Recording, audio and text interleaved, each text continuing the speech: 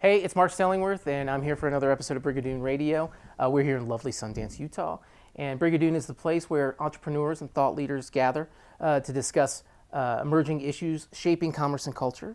And smack dab in that phrase, commerce and culture, is economics. And we have Nate Green. Nate Green is the partner and director of economic development at Montrose Group, LLC, in Columbus, Ohio. You got it. Your second time here. Second time here. Right, and so what brought you back? It's I like to tell people when I talk about Brigadoon is that it's really the only place I go that I can meet people that I don't meet on a daily basis. You know, I'm in economic development, so I meet political people, I meet government people, I meet developers, right? Mm-hmm. But when I come here, it's a whole different slew of people that I don't know, and it's also a whole different slew of people from across the country. A lot of them, we're all kind of thought leaders. We have conversations that I don't have normally. I go to conferences all the time, and we talk about the same stuff.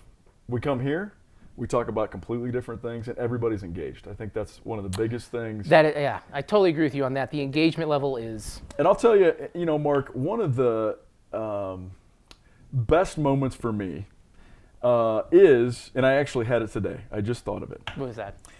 I was talking with Curtis, and we were talking about economic development. And it was interesting as I was sitting there talking to him, I'm like, he is so engaged in what I'm talking about and vice versa. And that doesn't happen everywhere you go. Yeah, you're actually having meaningful conversations with people. And it doesn't matter. I had him, I was talking to Mike St. Clair yesterday, or no, it was this morning. Okay. And I thought the same thing. We're having a conversation about something that both of us, like I don't know I don't have knowledge of what he's talking about. I don't have expertise in that area. And likewise. But we were both engaged in asking questions, and that's what people do. Yeah. They ask thoughtful questions and they ask leading questions because they really want to understand what you think. Yeah, and it's a non-threatening environment so that if you can ask anything and you're pretty sure that the other person is going to give you a response and there's little or no judgment here. Absolutely. Everybody comes with an open mind. Yeah. And everybody comes to learn. Absolutely. Yep. And speaking of learning, yes. You learned a little bit about whiskey today. I did. Where did you go? We went to the High West Distillery. Oh yeah. Which I recommend to everybody. It's the distillery itself is pretty cool. Mm-hmm. It's new. They have 3 stills there that are making. I think they said they're making like 1,000 gallons a day. That's a lot of whiskey. A lot of whiskey. The bourbon is the whiskey's great. The bourbon isn't great, but the rye and the campfire, out of this world. They're awesome. Yeah, I love the rye. The rye's really good. And we have that downstairs, and that's always the first thing to go. Absolutely. Probably. Yeah. Everybody. But we did a tasting, which was really cool because you get to do all of them. Right.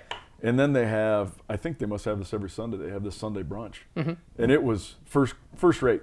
I mean, it was awesome. Like anything you could think of on a breakfast menu, they had. Fantastic. Yeah, it was really good. Nice. Yeah. Nice. So, for our audience out there, any recommendations for over the last year for a book or an album that you listened to or anything that you would say that, listen, it's worth your time to check this out? You know what? There's an old book. There's a book that I'm reading. I'm in the middle of it. And it came out in the 1950s, but it's called The Guns of August.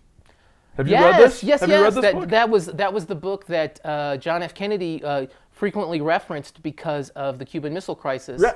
And it was basically the road to war in World War I. So it's the first 30 days of World War I. Right. And it's first-hand accounts of what happened during the first 30 days of World War I. And it's a very good story. Like the way that the woman that writes it, I can't think of her name right now, but she tells it. It's kind of it's a story. She's telling a story. It's not just historical facts. It's actually what do these people think and how do they act.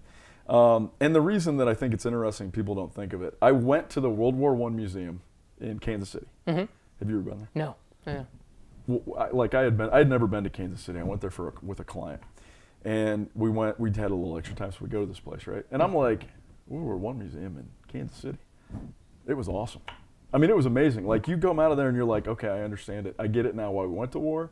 And so then I started reading this book. So I recommend anybody to read that book and go to that museum if you're ever in Kansas City. Yeah, so Kennedy, he really referenced that book because during the Cuban Missile Crisis, and that's where I came across it, was that the events of World War I just kind of spun out of control. It was this chain It was chain one thing reaction. after another. That's and, exactly- and truthfully, it's very timely now. You know, when we think about Well, the there era was that a we very- live in. Yeah, and there was a very nationalistic theme going on in all these countries. There was a lot of immigrants coming into the countries, and there were people that were like, we want to stay as we are. We don't want to be a part of all these the other countries. It's very timely. It's a great choice. 100 years ago, and it's kind of, we're looking at similar things. Yeah, technology may change, but human nature is always the same. That's exactly right. All right, buddy. Cool. Strong work. Absolutely. Stay out of trouble. Nah, I can't do that. See you later.